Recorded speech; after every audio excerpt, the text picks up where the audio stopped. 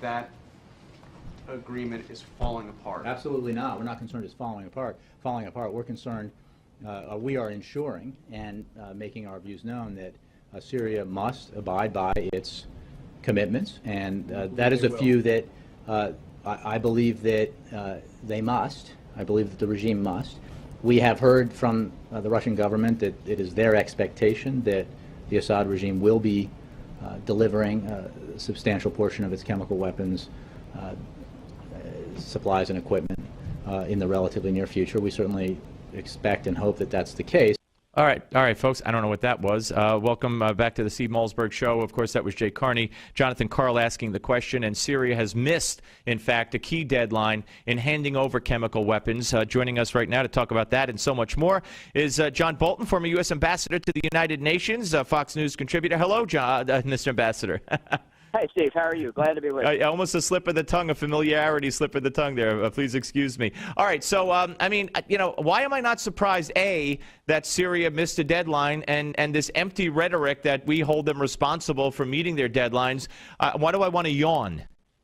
Well, it's no surprise at all that Syria is slow-rolling its compliance with actually destroying its chemical weapons. This thing has been playing out ever since August, and they are so far behind their commitment that it seems impossible at this point they'll catch up. And I think that was always Syria's purpose, to drag this out, to buy time, to gain political legitimacy, and that's what they're doing. I thought what was very interesting about what Jay Carney said is that in defending the continuing vitality of the agreement, he cites the Russians. He says, no, the Russians have told us that, indeed, the Syrians will meet their obligations. I mean, that shows in a nutshell exactly what's wrong with the administration's approach. The Russians are not on our side in this deal. They are supporting the Assad regime. They want to see the Assad regime continue in office. They've aided him considerably over decades, and particularly over the past 3 years of the internal civil war.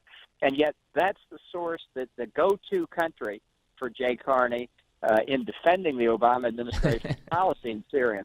Yeah, it's very, very sad. Let me let you hear something that James Clapper said last week that contradicts almost everything the administration has been saying about al-Qaeda for months and months, and as a matter of fact, for a couple of years, ever since they got Osama bin Laden. Here is Cut 37. How would you characterize the probability of an al-Qaeda-sponsored or inspired attack against the U.S. homeland today as compared to 2001? I can't say that the threat is any less. I think that this dispersion and decentralization actually creates a different threat and a harder one to watch and detect. There are some 5 different franchises at least, and in 12 countries that this movement has morphed into. Lawmakers were told that more than 26,000 extremists are now operating in Syria. All right, so that talking about al-Qaeda in Syria, but I mean, again, this just flies in the face of the whole storyline put forth by Obama and the administration. Oh, exactly. Clapper's statement is very significant. Really, you cannot stress enough how significant it is that he says that the threat today is essentially no different from it was on September the 11th in 2001. And in fact, now, because there's no core al-Qaeda that runs like a corporate hierarchy across the entire terrorist network, that it's actually harder to track and detect than it was back then, when we were not successful in tracking and detecting it. So I think it really is an indictment of the Obama administration's policies and its political spin efforts to convince people that the war on terror was over. Yeah, Barack Obama, we're talking to Ambassador John Bolton, former U.S. Ambassador to the United Nations, here on the Steve Malzberg Show. The president at the National Prayer Breakfast today invoked the names of 2 Americans being held, one in North Korea and Pastor Abedini being held in Iran. And it just rang so hollow to me, especially on the Abedini front, where we've been in negotiations with Iran. We gave, according to so many people, and yourself, I'm sure, as I know, yourself included, we gave them so much of what they wanted in these negotiations. We're putting our trust in them foolishly. And, you know, apparently we never demanded the release of Abedini or any of the prisoners Iran is holding, but yet at the National Prayer Breakfast, the president finally, first time I ever heard the name cross his lips, mentions the pastor's name. Yeah, well, you know, he can get away with that because the media cover for him, and you know, he doesn't want to raise Abu Dini or a number of other Americans being held or other issues with Iran because he's worried that it will affect the negotiations over the nuclear weapons program. And I bet the explanation to Iran when they complain about this is, you know, it was just in a prayer breakfast. It wasn't an official statement. It was just in the prayer breakfast, because he hopes that with a bunch of religious fanatics in Tehran, he can kind of pass it off as his obligatory religious gesture in this country.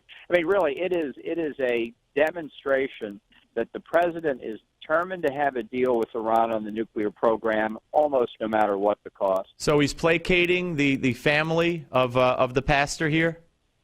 Well, I think he's probably trying to do that, too, and to get them off his back.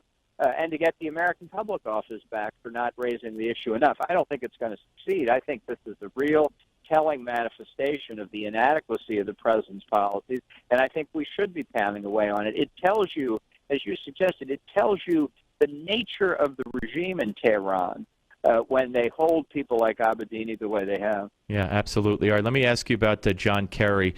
I mean, you and I have talked about this, but it keeps progressing. There's new chapters added to it constantly. Kerry threatening another intifada will take place if Israel doesn't capitulate. Constantly getting in a war of words with Israeli officials. And then most recently saying that not one single Israeli has ever been killed from an attack from the West Bank. And the widow of one terrorist victim in particular spoke out, and others are speaking out. And John Kerry on CNN yesterday basically firing back by invoking his own stellar military service record, which I thought he would have known better by now. Here's cut number 45. And Israel needs to understand, we will always stand by its security needs. But no one should distort what we're doing or saying because they're opposed to the peace process or don't like two states or whatever.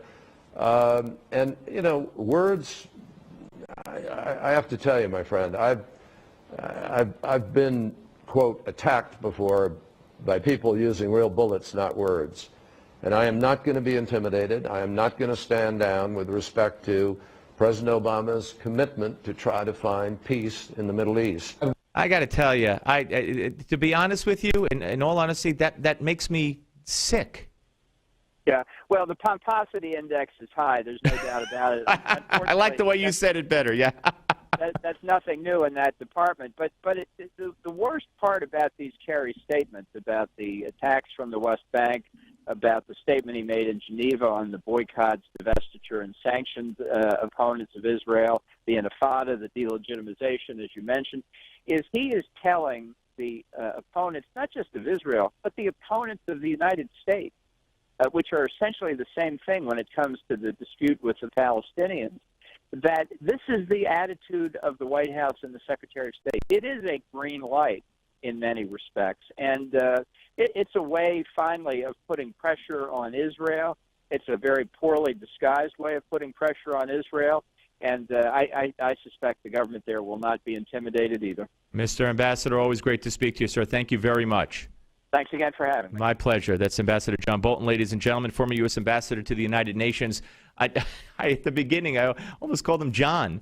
I feel like I know him so well. We talk to him so often, and nicest guy in the world, but that's not the proper way to address him, obviously. So I corrected my slip of the tongue before it totally slipped. All right, folks, when we come back, our panel will join us. Our panel, Rick Unger of Forbes from the left, and, of course, Ron Christie, GOP political consultant from the right. We'll talk about these issues, Israel and the prayer breakfast and the pastor being held in Iran and so much more. Straight ahead on the Steve Malzberg Show, Newsmax TV and radio.